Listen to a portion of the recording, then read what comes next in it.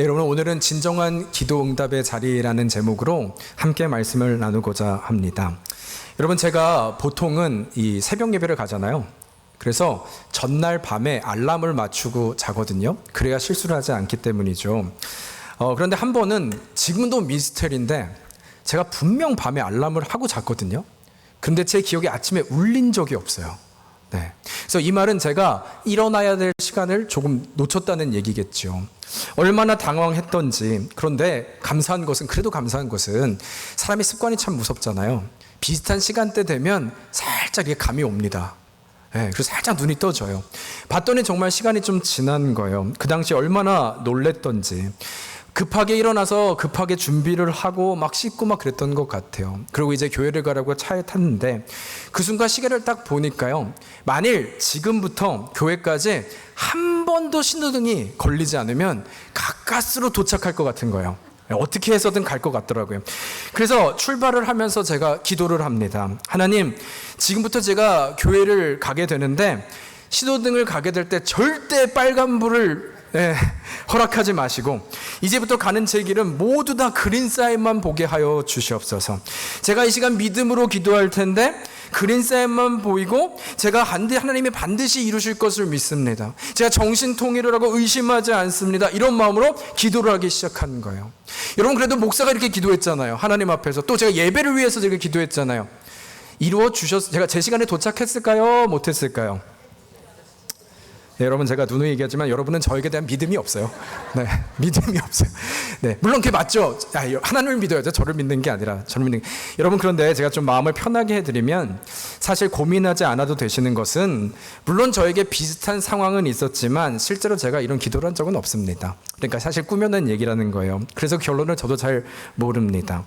여러분, 그러나 제가 시작부터 이런 말씀을 드리는 이유는 사실 많은 경우에 이 기도 응답이라는 것에 대해서 우리가 오해하는 경우가 있기 때문이라는 거예요. 더 큰 문제는 이러한 오해가 바로 하나님이 주신 이 말씀을 잘못 해석함으로 이루어지는 일들이 종종 발생하기 때문인 것입니다. 실제로 그 대표적인 예가 저는 야고보서 1장 6절에서 8절 말씀이라고 생각을 하는데요. 제가 한번 읽을게요. 오직 믿음으로 구하고 조금도 의심하지 말라. 의심하는 자는 마치 바람에 밀려 요동하는 바닷물결 같으니 이런 사람은 무엇이든지 주께 얻기를 생각하지 말라. 두 마음을 품어 모든 일에 정함이 없는 자로다. 여러분, 지금 이 말씀을 보면 사실은 마치 믿음의 반대말은 정확히 뭐처럼 보이세요? 의심하는 것이죠. 너무나 분명한 말씀입니다. 분명 의심하는 자는 주께 얻기를 생각하지 말라고 하셨기 때문에 이 하나님의 믿음의 반대말은 의심이 너무나 분명한 것이죠. 여러분, 따라서 이런 논리라면 우리 주님도 이런 말씀하셨잖아요. 구하라, 찾으라, 두드리면 열릴 것이다. 따라서 만일 우리가 그럼에도 불구하고 응답을 받지 못했다면 하나님은 신실하신 분이기에 거짓말을 하실 일은 없고 하나님의 문제가 아니라 나에게 문제가 있다는 거예요. 이런 논리가 되는 것이죠. 내가 의심한 것이고 내가 믿지 못해서 응답을 받지 못하게 되는 것입니다. 여러분, 그래서요, 이제 여러분 아멘 하시면 안 돼요. 제가 미리 경고할게요. 혹시 응답 받기를 원하십니까? 그러면 이제부터 기도하면서 내가 기도할 때 이거 혹시 응답 못 받는 거 아니야? 이런 생각조차 하시면 안 돼요. 이것이 의심이기 때문인 것이죠.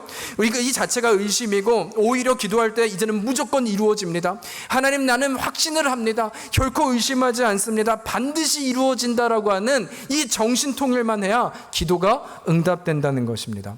마치 이런 것이죠. 하나님, 제가 주님께 기도해요. 하나님, 우리 교회가 10,000명이 되는 교회가 되게 하여 주시옵소서. 그렇죠. 아무도 아멘을 안 하죠. 네, 이건 좀 해도 돼요. 여러분, 해도 돼요. 이런 거 좀 분별 좀 하세요. 네, 그런데 제가 만약에 기도했는데 하나님이 이루어 주시지 않는다면 누가 잘못한 거예요? 제가 잘못한 게 되는 거죠. 제가 의심한 거니까. 이 말씀에 의하면. 여러분, 그래서 제가 이 말씀을 우리가 제대로 봐야 된다, 해석을 해야 된다 말씀드리는 것인데요. 만일 이 말씀이 맞다면 가장 큰 문제는 기독교는요, 저 세상의 종교와 별반 다르지 않습니다. 여러분, 만약 이 논리가 맞다면 세상의 종교가 사실은 다 자신의 열심이거든요. 내 열심과 내 공로와 내가 정신통일을 해서 내가 믿는 신을 기쁘게 해서 내가 얻는 것을 착취하는 것, 얻는 것, 이것이 바로 세상 종교의 특징인데, 이거 만일 우리 또한 이러한 방식으로 하나님을 믿는다고 한다면 우리는 그런 의미로 또 하나의 그냥 종교일 뿐인 거예요. 그게 다인 것입니다. 여러분, 따라서 이 시간 우리가 좀 결론부터 좀 말씀드리면, 그렇다면 이것은 무슨 의미인가? 이 말씀을 꼭 드려야 되잖아요. 사실 이 답은 한 절 위에 있는 5절의 답이 있어요. 여러분, 이것은 우리에게 주신 말씀이니까 한번 같이 읽어볼까요? 시작. 너희 중에 누구든지 지혜가 부족하거든 모든 사람에게 후히 주시고 꾸짖지 아니하시는 하나님께 구하라. 그리하면 주시리라. 여러분, 그러니까 여기서 의심하지 말라는 것은 바로 신실한 하나님에 대한 말씀을 하시는 거예요. 다시 말하면 의심하지 말라는 것은 정신 집중을 해라, 정신 통일을 해서 의심하지 말고 반드시 믿어라 이 말하는 것이 아니라 신실한 하나님을 믿으라는 의미인데, 선하신 하나님은 반드시 우리의 삶을 지키시고 동행하는 분이시기에 우리 삶에 시련이 있습니까? 고난이 있습니까? 그런다 할지라도 의심하지 말고 이 시련을 물리칠 수 있는 하나님을 신뢰함으로 구하기 시작할 때 하나님이 누구든지 지혜가 부족하거든 주신다. 그렇다면 무엇을 주신다는 거예요? 우리에게 하나님의 지혜를 주신다는 거예요. 이 하나님에 대한 확신과 이 하나님에 대한 신뢰함과 이 하나님의 선하심을 우리가 기도해야 되는 것. 따라서 여러분이 이 믿음이라고 할 때는 결코 우리의 자신에 대한 확신이나 정신통일을 의미하는 것이 아니라 하나님에 대한 신뢰를 이야기하고 있는 것입니다. 여러분, 따라서 이제는 이 말씀을 시작하면서 우리가 구절을 나눈 것처럼요, 혹시 예배 가운데 우리 여러 고민이 있으십니까? 시련이 있으십니까? 한계를 보십니까? 그러나 이때 바라기는 의심하지 말고 내 자신이 아니라 신실하신 하나님을 바라보아 이 회복의 자리에서 또 이 예배를 통해서 우리 주님 앞에 회복의 자리로 나아가는 여러분과 제가 되기를 주의 이름으로 축원합니다. 여러분, 오늘은요 좀 이런 관점으로 말씀을 보았으면 좋겠는데요. 먼저 오늘 본문의 좀 상황을 말씀드리면, 제가 여러 차례 반복드리지만 이 사도행전이라고 할 때 사도행전은 백본이 있다 그랬죠. 그것이 바로 사도행전 1장 8절이라고 했습니다. 사도행전은 이 순서에 의해서 기록되어 있고 성령님이 어떻게 이루어 가시는지를 보게 하는 것인데, 그 내용은 우리가 아는 것처럼 오직 성령이 임하시면 너희가 권능을 받고 예루살렘과 온 유대와 사마리아와 땅끝까지 이르러 내 증인이 되게 하신다는 그 약속이었어요.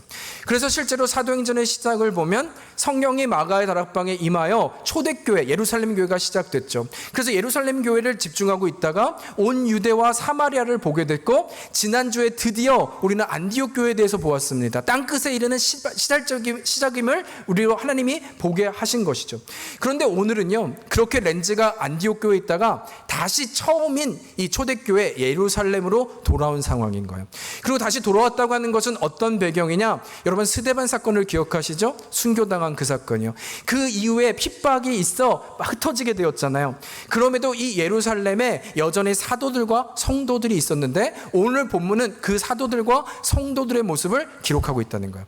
이 배경을 가지고 우리가 오늘 본문을 보아야 하는 것입니다. 이에 오늘 본문은 좀 크게 보면 세 구조, 세 장면으로 되어 있어요. 이 세 장면을 구분하여 함께 나누고자 합니다. 먼저 첫 번째 장면은 1절과 3절입니다. 이렇게 이야기를 해요. 그때 헤롯 왕이 손을 들어 교회 중에서 몇 사람을 해하려 하며 요한의 형제 야고보를 칼로 죽이니 유대인들이 이 일을 기뻐하는 것을 보고 베드로도 잡으려 할새 때는 무교절 기간이라. 지금 정리하면 이런 겁니다. 어떤 문제가 발생했냐면, 여러분, 세상을 보면 통치할 때 가장 두려운 것, 지금도 그런 것 같아요. 어떻게 보면 이 통치를 받는 피지배 시민들의 동요잖아요. 지금도 동일했다는 것이죠. 이들이 세상의 눈으로 로마의 통치 가운데 교회를 바라다 보니까 이들은 굉장히 독특한 존재인 것 같아요. 로마의 탄압도 무서워하지 않는 것 같아요. 심지어 죽음도 두려워하지 않는 것 같아요. 게다가 더 큰 문제는 인기예요. 점점 사람들의 수가 불어나기 시작하는 것입니다. 여러분, 이때 참 정치가 무서운 것 같아요. 이걸 힘으로 보는 것이죠. 이게 저 교회를 보니까, 예루살렘 교회를 보니까 작전을 짤 때 만일 저 교회의 수장인 야고보만 제거할 수 있다면 이들은 다 흩어지게 되겠다, 세상의 방법을 결정한 거예요. 그래서 실제로 그 야고보를 살해하게 이르게 됩니다. 그런데 문제는 그것에 그치지 않고 오늘 3절에 보니까 그 일이 일어난 이후에 이 유대인들이 다 기뻐했다는 거예요. 기뻐했다는 거예요. 여러분, 말씀드렸죠. 정치는 지금도 지지율이잖아요. 그냥 야고보를 처리했는데 상상하지도 못했던, 예상하지 못했던 유대인들의 인기층이 갑자기 확 내가 올라간 겁니다. 여러분 어떻게 되겠어요? 이 인기의 급상승이 일자 이 지지와 인정에 목말랐던 헤롯이 또 한 명의 대상을 찾습니다. 그것이 바로 베드로였던 거예요. 그래서 그를 잡아 죽이기로 결정한 이 장면입니다. 여러분 실제로 이때 헤롯의 결정이 얼마나 대단했던지, 사실은 베드로 이전에 2번 감옥에 갇힌 적이 있었거든요. 근데 그때 하나님의 은혜로 다 추록하게 돼요. 그래서 이번에는 단단히 결심을 하고 이 16명의 군인을 배치합니다. 사교대를 하는데 4명이 지키는데 6절을 보니까 이 4명이 어떤 구조로 있냐면 베드로를 가운데 두고 양 옆에 아예 군인 2명이 붙어 있는 거예요. 그리고 양쪽 다리를 쇠고랑으로 같이 묶습니다. 절대 도망가지 못하게 하는 것이죠. 게다가 문이 2개가 있었는데 한 문마다 군인을 또 세워놓는 거예요. 그러니까 이곳을 나가려면 2명의 군인뿐만 아니라 문 2개를 넘어야 나갈 수 있는 그런 상황이었다는 것이죠. 그 정도로 완벽하게 이제는 베드로를 처단하겠다고 하는 이 헤롯의 확고한 의지를 볼 수 있다는 거예요. 여러분, 그러나 문제는 사실 이러한 상황이나 아니면 이러한 그 장면이요, 우리들이 볼 때 단지 이 성경에 너무 잘 아는 내용이라 남의 얘기처럼 쉽게 넘어갈 수 있지만, 이것이 만일 믿음의 길, 우리의 길이라고 한번 적용해 본다면, 또 그것이 실제로 맞는 것은 앞으로 예수 그리스도의 이름 때문에 핍박받고 고통을 받는 우리의 모습일 수도 있지 않겠습니까? 만일 따라서 이러한 관점으로 우리의 지금 이 상황을 보면 여러분 이해가 되세요? 하나님을 믿고 예수 그리스도의 머리 된 교회를 이 성령의 은혜로 충만하게 했는데 그 결과가 한 교회의 수장이었던 야고보를 처단할 뿐만 아니라 또 다른 예수 그리스도의 사도였던 이 베드로마저 죽음에 이르게 하려고, 내일이면 죽게 되는 이 상황을 어떻게 이해할 수 있냐는 것입니다. 여러분 이해가 되십니까? 저는 잘 이해가 되지 않는 것 같아요. 여러분, 그렇다면 이러한 상황을 통해서 우리에게 주는 메시지는 무엇일까요? 왜 하나님은 우리로 이 본문을 통해 이 구절을 보게 하시는 것일까요? 여러분, 이에 우리 무엇보다 좀 먼저 한 가지 나누고 싶은 것은요, 신앙이란 하나님을 믿기에 주어진 상황에 대한 태도와 반응의 여정이라는 것입니다. 좀 말이 어렵죠? 신앙이란 하나님을 믿기에 주어진 상황에 대한 태도와 반응의 여정이라는 거예요.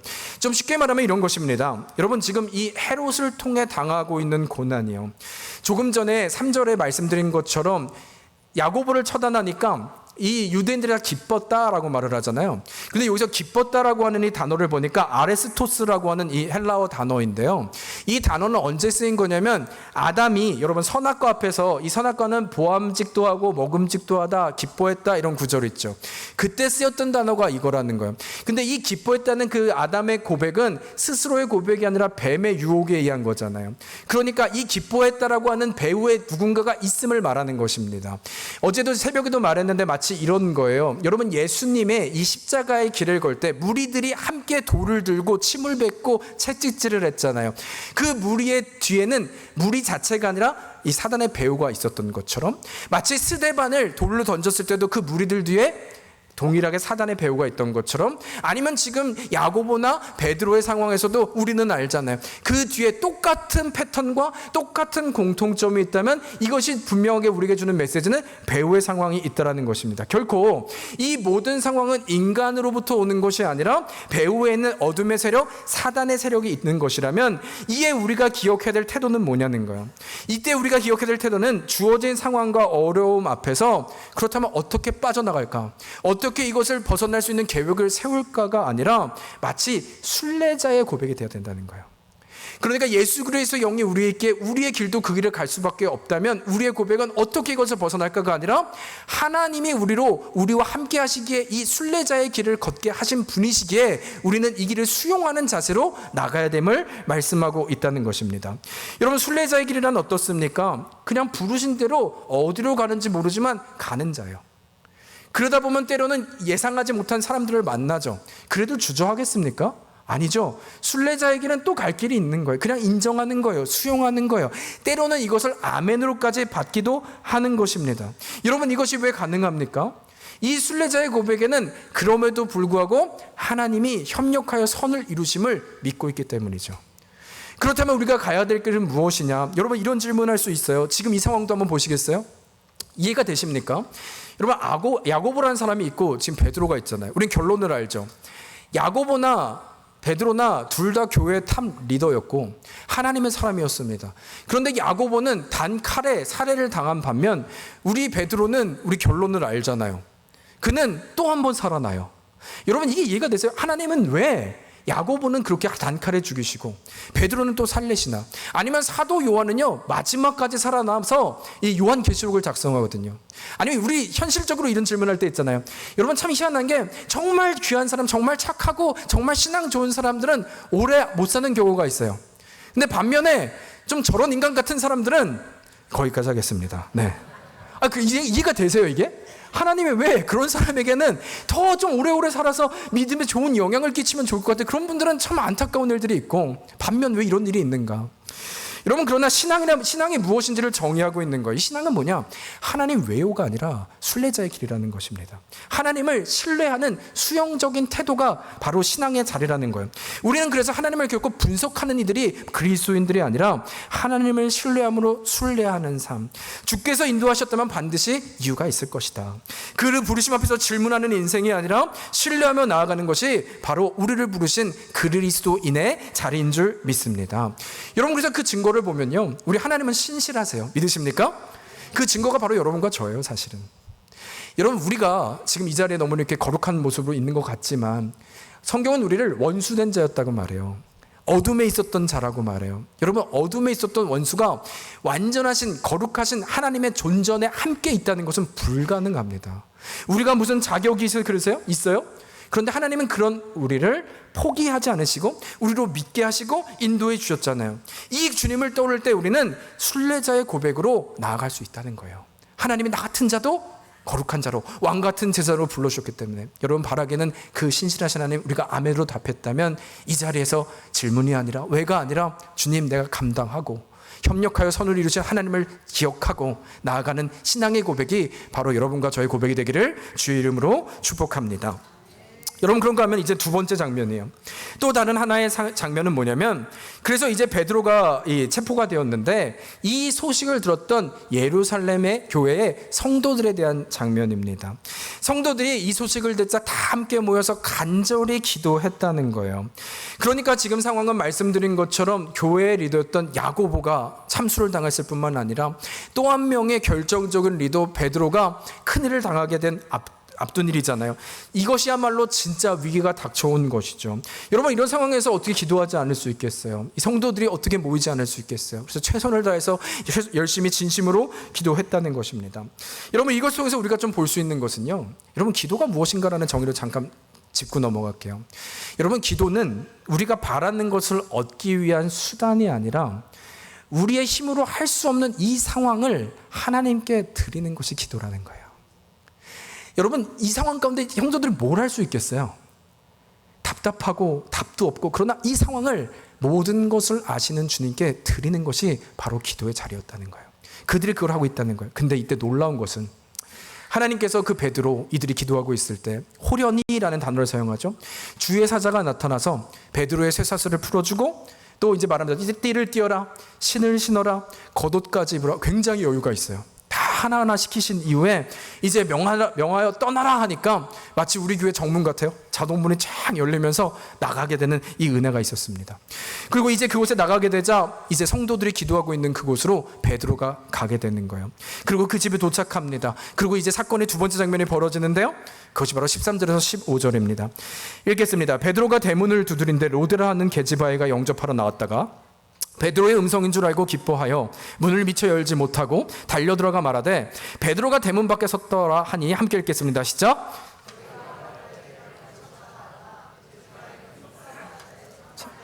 저희가 말하되 그러면 그의 천사라 하더라. 여러분, 그러니까 지금 이런 상황인 거예요. 베드로가 갇혔다 하니까 온 성도들이 전심으로 기도했는데 실제로 이제는 기도의 응답이죠. 베드로가 나타나니까 아무도 안 믿고 있는 거예요.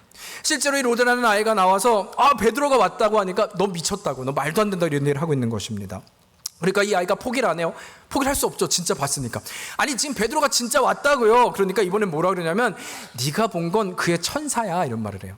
여러분, 그 당시에 천사란 말하는 것은 뭐냐면, 이 사람의 그 당시의 문화는 뭐냐면, 사람이 죽고 나면요, 그의 영이 살던 곳을 한 바퀴 돌고 주의 품에 안겼다고 믿고 있었어요. 그러니까 지금 이들이 믿은 것은 베드로 죽었구나, 그가 살아서 돌아온 것은 조금도 믿지 못한 바로 그 상태였다는 것입니다. 그 정도로 지금 전혀 믿지 않고 있는 상태였다는 것이죠. 여러분, 마치 이런 예화, 오래된 예화인데 들어보신 적 있으세요? 좀 웃자고 하는 말인데, 교회 앞에 나이트클럽이 있었는데 그 나이트클럽이 너무 시끄러우니까 예배가 됐겠습니까? 그래서 온 성도들이 하나님 저 클럽이 망하게 해주세요 기도했다는 것이죠. 근데 어느 날 놀랍게 그 클럽에 진짜 불이 난 거예요. 성도들이 얼마나 기뻤겠습니까? 우리 응답받았다. 드디어 우리는 예배를 드릴 수 있구나. 그래서 더 이상 영업을 못하니까. 근데 그러고 난 몇 주 뒤 고소장이 날라왔는데 바로 그 클럽에서 온 거죠. 저들이 기도해서 우리가 불났다는 거예요. 네, 저들이 기도해서 우리가 망했다는 거예요. 여러분, 더 놀라운 건 그 얘기를 들은 성도들이 뭐라고 대답했는지 아십니까? 그게 말이 되냐고. 우리가 기도했다고 클럽이 망하는 게 말이 되냐고. 그게 여러분, 웃자고 하는 말이라고 했죠. 여러분, 그들은 뭘 기도한 것일까요? 지금 바로 이런 상황임을 말하고 있는 것입니다. 여러분, 그렇다면 지금 이 말씀을 통해서 우리가 어떻게 해석해야 되는 것일까요? 이것을 우리에게 왜 보여주고 있는 것일까요? 여러분, 이에 저는 좀 두 가지 오늘 좀 관점을 나누고 싶은데요. 사실은 이 두 관점이 성경이 그 답을 주지 않기 때문에 두 관점이 좀 상반됩니다. 그러나 이 관점 자체가 우리에게 주는 좀 다른 메시지가 있는 것 같아 무엇이 옳은가를 따지지 마시고요. 한번 같이 우리가 반응해 봤으면 좋겠어요. 먼저 첫 번째 관점은 뭐냐면 지금 우리가 이 나이트클럽에 대한 관점처럼 한번 일반적인 관점으로 보는 거예요. 이들이 열심히 기도했지만 막상 베드로가 오자 이들은 결코 현실을 뛰어넘지 못하고 있는 것입니다. 뭘 기도했냐는 것이죠. 여러분, 그러나 이것이 우리에게 주는 메시지는요, 한번 우리가 성경을 봐서 그렇지, 아까 여러분 비웃던데, 만약 여러분들이 이 현실이라고 한번 생각을 해보세요. 여러분, 저를 포함해서 그 누가 베드로가 나왔을 때 이것을 믿음으로 반응할 수 있는 분이 몇 분이나 있겠습니까? 이런 현실 앞에서 정말 베드로구나 하고 뛰어나갈 수 있는 그 사람이 몇이나 있겠냐는 거예요. 여러분, 다시 말하면 우리 인간의 연약함은 무엇이냐? 이 현실 앞에서 때로는 안 믿어지는 것, 이 현실 앞에서 때로는 의심하는 것, 때로는 한계를 경험하는 것, 여러분, 그럴 수 있다라는 거예요. 인간은 그 연약함이 있음을 우리는 봐야 한다는 것입니다. 여러분, 이들이 전심이 아니었겠습니까? 그럼에도 불구하고 이 한계가 있음을 봐야 한다는 거예요. 그게 인간의 나약함이라는 거예요. 그러나 그것이 끝이 아닌 것은 이때 우리가 다른 관점으로 봐야 하는 것은요, 이것이 바로 메시지인데, 비록 그래서 우리는 이런 의심과 불확실한 마음을 가지고 있다 할지라도 마치 이런 기도죠. 하나님, 나는 이 상황이 뭔지도 잘 모르겠지만 그러나 어쨌건 하나님의 방법으로 베드로 살려주세요. 내 상황이 의심되고 믿어지도 않지만 그냥 그 마음만은 진심이잖아요. 작은 마음이잖아요. 그런데 그 마음과 중심을 가지고 나올 때 하나님은 역사하고 있다는 거예요. 여러분, 마치 오병이어의 기적을 기억하십니까? 그 어린아이가 작은 떡과 물고기를 가져왔을 때 이 사람, 이 5,000명 어떻게 먹이겠어요? 그걸 기대하고 가져왔겠습니까? 나는 의심이 들죠. 이것으로 뭐 어떻게 되는 거야? 근데 주님, 저한테 있는 건 이거밖에 없어요. 이런 이 마음이 이해가 되십니까? 이해가 안 되고 의심이 들고 말도 안 되는 현실의 한계죠. 그러나 하나님 이 중심을 드리는 거예요. 그래도 하나님 이것이 다지만 받아주세요. 그때 하나님의 12광주를 남기는 놀라운 역사를 행하신 줄 믿습니다. 우리에게 주는 메시지예요. 여러분, 그래서 성경은요, 우리에게 말할 때 절대 완벽한 것을 요구하는 분이 아니라는 거예요. 내 믿음이 이것밖에 되지 않아도 주님 앞에 이 상황을 드릴 수 있다면, 맡길 수 있다면, 의심이 들더라도 하나님이 이것이 나의 전부입니다, 연약합니다, 그 있는 모습 그대로 나갈 때 우리 주님은 우리의 기도를 받으시는 분이신 줄 믿습니다.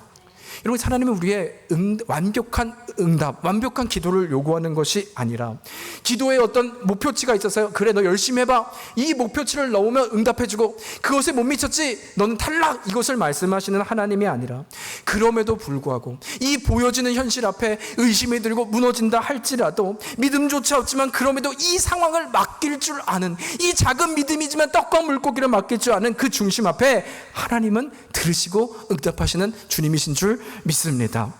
여러분, 그래서요, 제가 오래전 텍사스에서 좀 사역할 때 제가 찬양팀을 인도했거든요. 찬양 인도를 했는데 그때 아직도 기억나요, 그 장면이. 왜냐하면 함께 찬양했던 자매, 청년 자매가 있었어요. 이 자매가 어느 날 이제 주일날 찬양을 해야 되는데 저한테 찾아오더니, 목사님, 제가 오늘은 좀 못 설 것 같아요. 그래서 왜? 그러니까 제가 마음이 안 됐대요. 준비가 안 됐대요. 그래서 무슨 준비가 안 됐어? 그러니까 알고 보니까 좀 누구랑 관계가 안 좋으니까 그럼 하나님 앞에서 떳떳하지 못한 마음에 좀 섬기기 어렵다는 거예요. 제가 그 상황을 알고 뭐라 그랬겠습니까? 가서 괜찮다고. 서도 괜찮고 나는 안 써도 괜찮아. 그런데 한번 기도는 해봤으면 좋겠다. 완벽하지 않을 때도 한번 예배해 보면 어때? 예배할 수 있을 때도 예배하지만 예배할 수 없을 때도 한번 예배해 보면 어때? 부족할 때도 한번 예배해 보면 어때? 그럼에도 불구하고 한번 서보는 것도 어때? 하나님이 너의 상황과 같이 어떻게 예배를 인도하시는지 한번 보는 건 어때? 근데 괜찮아. 놀라운 것은 그 시간이 됐고 하나님이 은혜를 주셔서 함께 쓰긴 됐는데요. 제가 왜 잊지 못하냐면 찬양을 하는데 처음부터 끝까지 울다 내려갔어요. 그 자매가. 찬양을 할 수가 없었던 거예요. 처음부터 끝까지 울다 내려갔어요. 그렇게 예배를 마치고 괜찮았냐고 그 자매가 뭐라 그러냐면 목사님, 자기는 이제껏 드린 예배 중에 진짜 예배를 오늘 처음 드린 것 같다고. 말로 목소리로 찬양한 게 아니라 이 부족한 이 중심, 이 연약함, 더러운 나의 모습을 있는 그대로 주님 앞에 상황을 드릴 때 하나님은 받으심을 이 자매가 느낀 거예요. 하나님을 만난 거예요. 그 주님이 어떤 분이신지를 처음으로 깨닫게 된 것입니다. 사랑하는 성도 여러분, 기억합시다. 하나님이 찾으시는 기도는 완벽함이 아니라 있는 모습 그대로인 줄 믿습니다. 여러분, 하나님은요, 우리의 연약함 아세요. 우리의 부족함 아세요. 우리가 뭘 해봤자 얼마나 합니까? 다 아세요. 그러나 있는 그대로 맡기는 것, 그 자리에 나아가는 것, 여러분 바라기는 이번 주 이 시간, 아니 그 부족한 입술이 있으십니까? 난 기도하는 법도 잘 몰라요. 괜찮아요, 여러분. 그러나 주님 앞에 하나님, 내 이 작은 것을 드립니다. 그러나 그 가운데 이루실 주님을 찬양합니다. 여러분, 이것이 바로 자녀의 고백인 줄 믿습니다. 그 자리에서 하나님을 기쁘시게, 아니 그 주님을 만나는 은혜를 누리는 여러분과 제가 되기를 주의 이름으로 축복합니다. 여러분, 그런가 하면 이번엔 두 번째 관점인데요. 첫 번째 관점은 이런 연약함이었다면 두 번째 관점은 만약 같은 상황이라 할지라도 조금 다르게 생각해서 만일 이들이 처음부터 베드로가 감옥에 나올 것을 기대하지 않았다면 여러분 어땠을까 하는 것입니다. 그러니까 이들의 기도는요, 처음부터 단지 하나님 감옥에서 나오게 해주시고 살려달라는 기도를 한 것이 아니라 실제로 지금 상황을 보니까 야고보가 죽었다는 건 진짜잖아요. 게다가 16명이 감옥을 지키고 있는 것도 진짜잖아요. 그리고 두 번은 어떻게 해서든 추록했지만 세 번째까지 나올 확률이 전혀 보이지 않는 거예요. 그래서 어쩌면 이들의 기도는 살려달라는 기도를 하는 것이 아니라, 주님, 저 베드로요, 어쩌면 이 감옥이 정말 마지막일 수도 있는데 주여, 이 두려운 상황 가운데 믿음을 잃지 않게 하여 주시옵소서. 그러할지라도 이 마지막 순간에 이 땅이 소망이 아니라 하늘을 보게 하시고, 저 스데반이 주님을 보고 얼굴이 해처럼 밝았던 것처럼 그 믿음을 견디는 그리스도인 되게 하여 주시옵소서. 이 신앙의 고백으로 전심으로 기도했다면 여러분 어떨까 하는 것입니다. 여러분, 왜 이것이 가능하냐면 지금 이 예루살렘 교회는 핍박이 있어요. 그 말은 모이면 안 돼요. 이렇게 모여서 전심으로 크게 기도하면 큰일 나는 상황입니다. 그러나 이들은 모여 있었다는 거예요. 죽음을 두려워하지 않았겠다는 거예요. 그렇다면 어떤 근거가 가능한 거예요? 이들 가운데 죽음을 알지라도, 그렇게 끝난다 할지라도 주여, 이 베드로에게 끝까지 견디는 힘을, 능력을 더하여 주시옵소서. 하나님이 어떤 일을 하실 것을 이해했기 때문에 기도한 것이 아니라, 이렇게 기도하면 반드시 주께서 응답하실 것을 믿었기 때문이 아니라, 심지어 베드로가 그곳에서 죽게 될지라도 하나님만의 답이심을 기억하는 인생 되게 하여 주시고, 하나님의 신실하심을 붙드는 인생 되게 하시고, 그 신앙의 고백으로 견디게 하여 주시옵소서.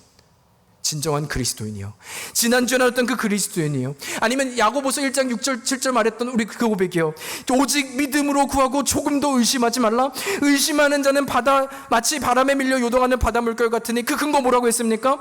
너희 중에 누구든지 지혜가 부족하거든 모든 사람에게 후히 주시고 꾸짖지 아니하시는 하나님께 구하라. 그리하면 주시리라. 하나님이 이 약속을 하셨으니 하나님의 신실함과 선하심을 믿으며 기도할 때 이 시련을 견디게 하는 지혜 구할 때 주실 줄 믿사오니 베드로에게 더하여 주시옵소서.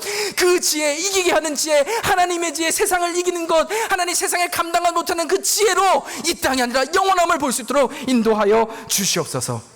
여러분, 그 그리스도인이 되는 기도를 했다는 것입니다. 여러분, 우리 가운데 우리도 부르심이 무엇입니까? 우리 아까 1장 8절 예루살렘과 온 유대와 사마리아와 땅끝까지로 우리 뭐가 되라고요? 증인되라고요. 여러분, 그 증인의 삶은 바로 이런 것입니다. 그리스도인 된 우리들, 여러분 바라기는 우리의 소망, 하나님의 답이신 줄 믿습니다. 이것을 믿는다면, 주님만이 답이신 줄 안다면 이 신앙의 증인으로 우리는 끝까지 나아가는 것, 그 고백이 바로 여러분과 저의 고백이 되기를 주의 이름으로 축원합니다. 여러분, 그리고 이제는 마지막인데요, 잠시 이제 이 감옥에 갇힌 베드로를 한 번 더 다른 장면을 보고 말씀을 마치고자 합니다. 6절과 7절입니다. 한번 같이 읽을까요? 시작. 헤롯이 잡아내려고 하는 그 전날 밤에 베드로가 두 군사 틈에서 두 쇠사슬에 매어 누워 자는데 파수꾼들이 문 밖에서 옥을 지키더니 호련히 주의 사자가 곁에 서매 옥중에 광채가 조요하며 또 베드로의 옆구리를 쳐 깨워 가로되 급히 일어나라 하니 쇠사슬이 그 손에서 벗어지더라. 여러분, 지금 이 감옥에 갇혀 있는 풀려지기 전에 이 베드로의 상황인데요. 이때 한 가지 독특한 것은 바로 내일이 사형 집행 날이기도 불구하고 맘 편히 자고 있다는 것입니다. 아주 편하게 자고 있다는 것입니다. 쇠사슬에 매어 누워 자는데 심지어 얼마 정도로 잤냐? 옆구리를 쳐서 깨워야 될 정도로 깊은 잠에 들었다는 것입니다. 여러분, 어떻게 사형 전날 이렇게 편하게 잘 수가 있는 것일까요? 왜냐하면 저는 뭐 잠 자체를 뭐라 그러는 것이 아니라 여러분, 제가 한번 생각해 봤거든요. 베드로는 가족이 있었어요. 그래서 실제로 같이 선교행을 갔다는 기록이 있습니다. 여러분, 그렇다면 가족을 앞에 두고 편하게 사형 전날 편하게 자는 것이 가능할까? 아니면 지금 상황은 또 베드로를 지지하는 수많은 그리스도인들 밖에 있었어요. 그래서 그 어느 때보다 구테타가 일어날 것 같아서 상엄한 경비를 하고 있었다는 것이죠. 이 긴장 상태요. 이 쇠사슬을 묶으며 두려운 상태요. 이 가운데 어떻게 간밤에 잠을 청할 수 있겠는가? 이건 불가능한 것입니다. 여러분, 그렇다면 이것이 어떻게 가능했을까? 혹시 이런 전제를 둘 수 있겠죠? 첫 번째, 베드로는 두려움이 없는 사람인가요? 베드로는 정말 이런 염려가 없던 사람이었기 때문에 가능했던 것인가요? 여러분, 그러나 기억하십니까? 우리 주님을 3번 부인했던 베드로, 두려워서 도망갔던 베드로, 그는 두려움의 상징입니다. 겁이 없어서 지금 이 자리에 있었던 것이 아니에요. 두 번째, 그러면 그는 완벽한 믿음의 소유자였기 때문에 하나님이 나를 구해 주실 거야, 하나님이 이렇게 있으면 나를 풀어주실 거야, 이 확신이 있어서 에이 자자 이랬을까요? 여러분, 그것도 아닌 것은 11절 한번 보시겠어요?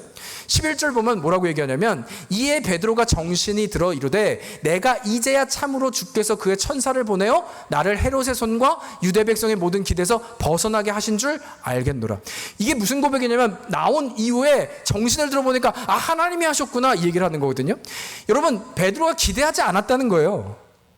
하나님이 이 일을 이루실 줄 몰랐다는 거예요. 정신을 차려보니까 어머나 나왔네, 이 일이 일어날 수 없을 걸 상상도 못했는데 하나님이 하셨네, 이 얘기를 하는 것입니다. 다시 말하면 그는 완벽한 믿음의 소유자가 아니었다는 거예요. 여러분, 실제 그래서 이것을 통해서 우리가 보고 있는 것은 무슨 이야기를 하는 것이냐, 한 가지를 얘기하고 있는 것입니다. 여러분, 이것은 우리가 기억해야 될 것은 베드로가 아니라 성령님을 기억해야 한다는 거예요. 베드로가 아니라 성령을 바라봐야 한다는 것입니다.